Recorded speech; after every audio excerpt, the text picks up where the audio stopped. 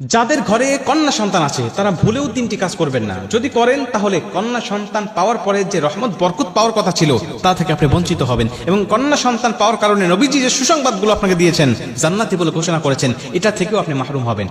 কারণ কন্যা সন্তান আল্লাহ পাকের পক্ষ থেকে একটা শ্রেষ্ঠ নিয়ামত। এই নিয়ামতের সৎ ব্যবহার কিন্তু আপনাকে করতে হবে, এই নিয়ামতের পরিচর্যা কিন্তু আপনাকে করতে হবে, এই নিয়ামতের হকগুলো আপনাকে আদায় করতে হবে। আল্লাহ পাক যখন কোনো ব্যক্তির উপরে খুশি হয় তখন তাকে একটা কন্যা সন্তান দান করে। এটা মুসা আলাইহিস সালামকে আল্লাহ স্বয়ং নিজে বলেছিলেন, মুসা, আমি যখন কোনো বান্দার উপরে সন্তুষ্ট হই, কোনো দম্পতির উপরে সন্তুষ্ট হই, তখন আমি আল্লাহ পাক ওই দম্পতিকে একটা কন্যা সন্তান দান করে দিই। অতএব আমরা ভেবে নিতে পারি যে যাদের কন্যা সন্তান আছে, আমার আল্লাহ তাদের উপরে হয়তোবা কোনো এক সময় খুশি ছিল, সন্তুষ্ট হয়েছিল, যার কারণে তাকে একটা কন্যা সন্তান দান করেছে। অতএব এই কন্যা সন্তানের সঠিক পরিচর্যা করতে হবে, সঠিক ব্যবহার করতে হবে, এই কন্যা সন্তানের হকগুলো সঠিকভাবে আদায় করতে হবে। তাহলেই নবীজির ভাষা অনুযায়ী আপনি নবীজির সাথে জান্নাতে থাকতে পারবেন। এক নম্বরে, এই কন্যা সন্তানকে আপনি ছোট্টবেলা থেকে আদব শিক্ষা দিতে হবে। এই সন্তানকে কখনো কোনো কন্যা সন্তানকে পরপুরুষের কোলে দিবেন না, পরপুরুষের কোলে দিবেন না। হ্যাঁ, একেবারে নবজাতক কন্যার কথা ভিন্ন, কেবল জন্মগ্রহণ করেছে, খুশিতে আনন্দে অনেক আত্মীয়রা আছে, তারা কোলে নিতে চায়, হ্যাঁ তারা নিক, সমস্যা নেই। কিন্তু এই কন্যা সন্তানের বয়স যখন 3 বছর 4 বছর 5 বছর হয়ে যাবে, তখন এই কন্যা সন্তান যখন বোঝা শিখে যাবে, বুদ্ধি হয়ে যাবে, তখন আপনি কোনো পরপুরুষের কোলে দিবেন না।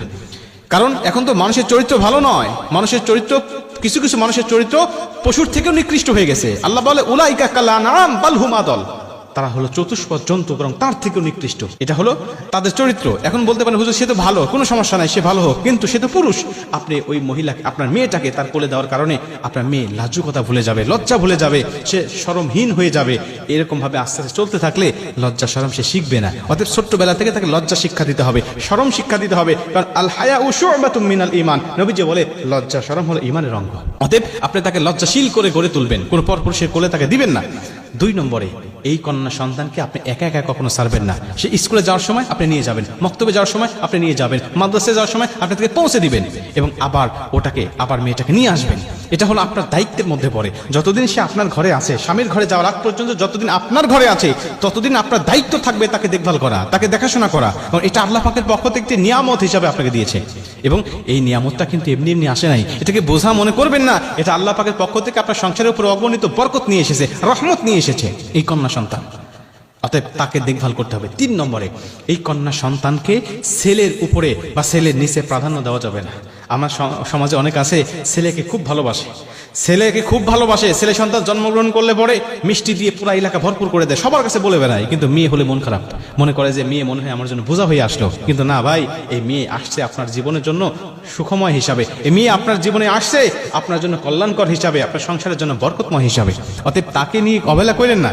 অনেক ভাই আছেন যারা সংসারে যখন কোনো বড় মাছ রান্না হয়, মাছের মাথাটা দেয় সন্তানের পাতে, ছেলের পাতে, আর মেয়েকে দেয় ছোট্ট ছোট্ট চাকাগুলো।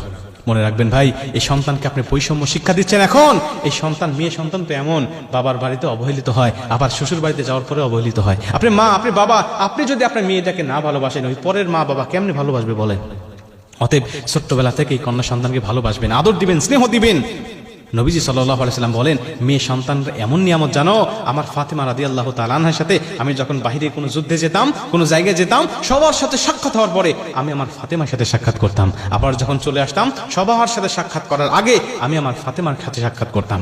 এবং কোথাও থেকে যখন কোনো হাদিয়া নিয়ে আসতাম, কোথাও থেকে যখন কোনো সদাই নিয়ে আসতাম, সবার হাতে দেওয়ার আগে আমি আমার ফাতেমার হাতে দিতাম।